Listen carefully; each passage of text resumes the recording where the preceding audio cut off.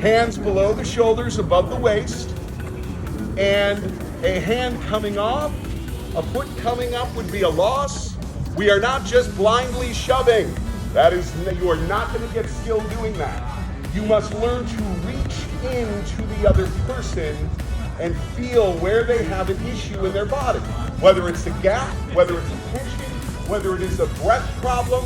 So playing in this regard, I can target his shoulders, I can target his lower back, I can target his knees, I can target his ankles, and I can go below and I can target his root. So you can see all from the same spot that you have your hands. If you put your right foot forward and fist out, let's turn this way. So how your mind skill is going through their body. So I'm just going to tap very carefully through his body and you will see what I'm talking about. So this one is hard to see. I'm just going to tap his wrist. Yep, now his elbow. Now I go to his shoulder. Now I'm going to go to his hip. You see the hip move. Now I go to the knee. And you see the knee move. And he's not giving me this. I would do this with any of you. It's not parlor tricks. So if anyone wants to feel this, I will gladly do it. This is not pre-planned. All right, you could do the same thing. I didn't even know I was going to be up here. Yeah, like pull now. So you can pull the wrist, pull the elbow, pull the shoulder, pull the hip, pull the knee. Yep. So you see the mind can pass all the way through. This is good for martial usage, obviously, I would think, as it is for healing use.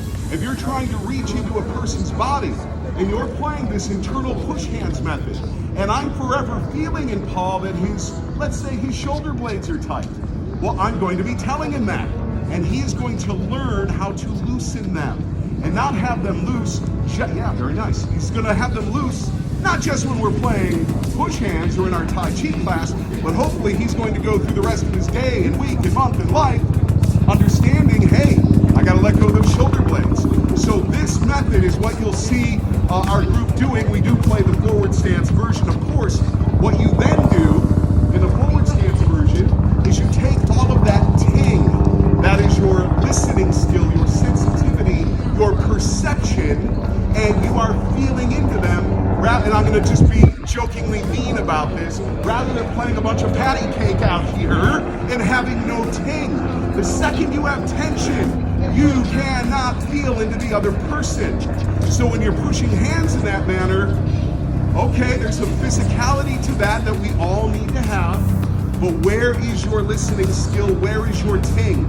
If you want to find this out for yourself, get a training partner and touch them to the quality that you can feel their heartbeat or their digestion, and then purposely push in a bit, and you'll feel it backs up in your arm. You can no longer feel into them. So if you're out here playing push hands all crazy aggressive with a bunch of tension, how are you feeling in?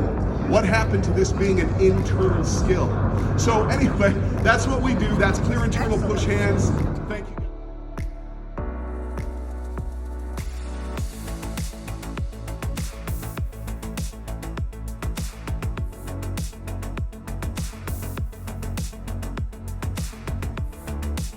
Exercise called the dragon back, right? So if I'm like this and I'm all over the place and like that, my body is out of alignment, my chi pole is not lined up. So I always want to make sure my chi pole goes through the ground and I root down. So I'll start by aligning my body. I align my upper, middle, and lower dantian, the three energy centers in a straight line. Make sure my shoulders are level, my hips are level, and I drop down. Everything is bent. So the first thing I want to do is start rooting to the ground. So I do my systematic check. So my systematic check is I visualize inside my brain parts of my body. When I envision what's happening inside my body, my brain follows me. So what I'm doing is I'm imprinting these landmarks inside my body. So I would drop down, look in the mirror, put your cell phone on, see yourself. If you look like this, that's not it. Make sure level like this. From the side, do I look like this? No. Tongue lightly to the roof of the mouth, gently close the anal sphincter, make sure the body's tucked in a little bit, shoulders width apart as the feet, depending on how you're built. And I drop down, head, shoulders. And I see my mind go there, chest, upper, middle, lower torso, knees, ankles, feet. Then I start again. Head, shoulders, chest, and I pull up those landmarks and I keep dropping down. But every time I drop down, I don't stop at the grass. I go below the grass. I go to the floor next door. The people downstairs are having their thoughts, what the hell is that? I want to land on them. I want to go down. I want to go down. Layer after layer after layer. I want to go to the equator and feel down. Because what happens from this basic fundamental understanding is when I root down, what happens is the energy repels back up and expands the body. Two things happen when the body expands.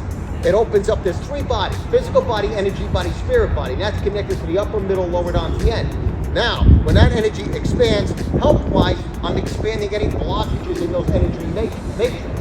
Medically, when I have frustration, emotions, and all that, it gets trapped in this energy fields around my body. Those energy fields form clusters. Those clusters get animated and form disease, cancer, illness, all kinds of stuff. So how do I rid myself of them? Doing Tai Chi for health now. How do I rid myself of them? I drop down. It starts with perfect alignment. This is day one.